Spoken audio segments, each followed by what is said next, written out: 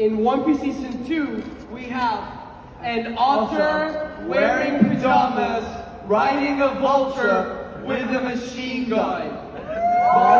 Yan ang patawang sagot ni Taz Skylar at Iñaki Godoy sa tanong na ano nga ba ang ma-expect ng mga tao mula sa One Piece Into the Grand Line na papalabas na sa March 10 on Netflix.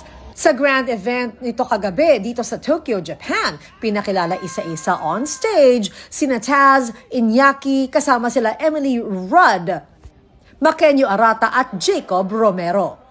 Excited ang lahat ng fans. Kasama na kami dyan nang bumaba ang mga bida para makipag-selfie, i-autograph ang mga dala-dala naming souvenirs at syempre, makipag-tsikahan. Naunang dumaan sa amin si Jacob Romero pagkatapos si Taz Skylar na talaga namang sobrang energetic and his outfit, let's just say nakasama na ang kanyang 8-pack abs sa kanyang fashion statement. And then there's also the beautiful and friendly and so sweet Emily Rudd. She was a vision last night. Of course, ang pride ng Japan, Makenyo Arata.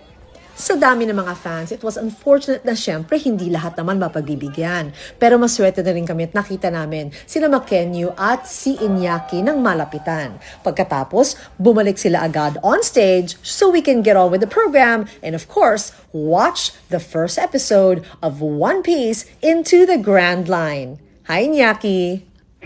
Ikuzo! Grand Line!